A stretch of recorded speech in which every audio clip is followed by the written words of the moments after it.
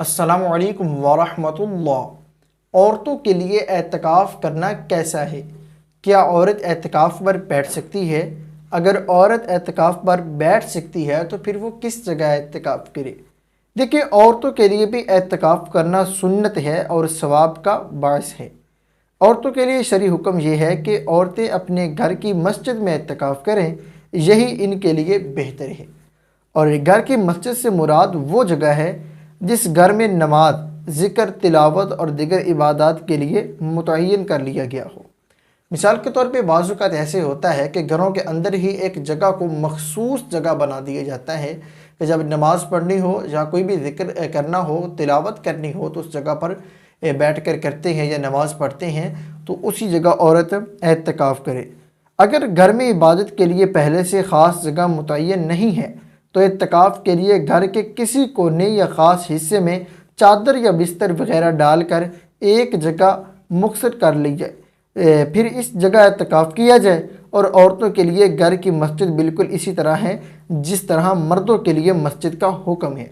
एतकाफ़ की हालत में तबी और शरई ज़रूरत के बगैर वहाँ से बाहर निकलना दुरुस्त नहीं होगा। औरत एतकाफ़ की जगह से बाहर खाने पकाने या घर के काम काज के लिए नहीं निकल सकती, इससे एतकाफ़ टूट जाएगा। अगर इसको बाहर से इसके लिए खाना कोई इलाकर देने वाला नहीं है तो ये बाहर खाना उठाने के लिए जा सकती है। खाना उठाकर फ़ौरन अंदर आ जाए, बाहर ना रुके, वरना एतकाफ़ फासिद हो जाएगा।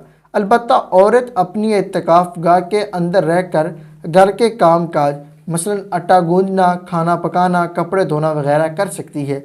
बेहतर ये है कि जब औरत एतकाफ़ पे बैठे तो एतकाफ़ पे बैठने से पहले पहले वो अपने सारे जो काम है वो सर अंजाम दे ले। इसकी वजह यह है कि फिर वो पूरी यकजही के साथ अपनी इबादत वो कर सकती है। एतकाफ़ की नीयत यही है कि एतकाफ़ के इरादे से इबादत के लिए मखसूस जगह 10 दिन के लिए बैठ जाए और ज़बान से ये कह दिया जाए कि मैं 10 दिन के लिए मसनून एतकाफ़ की नीयत करती हूँ, तो ये बेहतर है। या अगर कोई मर्द मस्जिद में नीयत कर रहा है तो मैं नीयत करता हूँ। क्या रमज़ानुल मुबारक में पूरे 30 रोज़े रखे तो फिर ही एतकाफ़ होगा?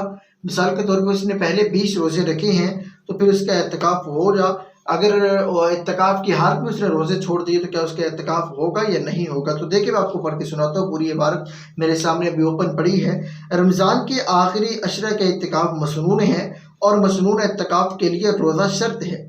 रोज़े के बगैर मसनून एतकाफ़ सही नहीं होता। लिहाजा कोई शख्स एतकाफ़ के दिनों में रोज़ा किसी उज़्र की वजह से नहीं रह सकता तो इसके लिए सुन्नत एतकाफ़ में बैठना दुरुस्त नहीं, अलबत्ता नफली एतकाफ़ की नियत से एतकाफ़ कर सकता है, इसका अजर व सवाब मिलेगा। लेकिन अगर शुरू के दिनों के कुछ रोज़े छूट गए हैं और अब एतकाफ़ के दिनों में रोज़े रखेगा तो इस सूरत में सुन्नत एतकाफ़ कर सकता है। मिसाल के तौर पर रमज़ान मुबारक के पहले रोज़े से लेके 20वें रोज़े के अंदर अगर उसका कोई रोज़ा छूट गया है किसी शरई उज़्र की वजह से, तो अब वो कहता है कि मैं एतकाफ़ करना चाहता हूँ, सुन्नत एतकाफ़, तो वो एतकाफ़ के दिन के जो रोज़े हैं वो रखे तो इंशाअल्लाह उसका एतकाफ़ हो जाएगा। अगर वो उन 10 दिनों में भी रोज़े छोड़ता है, नहीं रखता, तो फिर ये उसका सुन्नत एतकाफ़ नहीं होगा बल्कि उसका ये नफली एतकाफ़ होगा। मैं उम्मीद करता हूँ आपको मेरी बात अच्छे से समझ आ गई होगी। मुझे दुआ में याद रखिएगा। अल्लाह हाफ़िज़।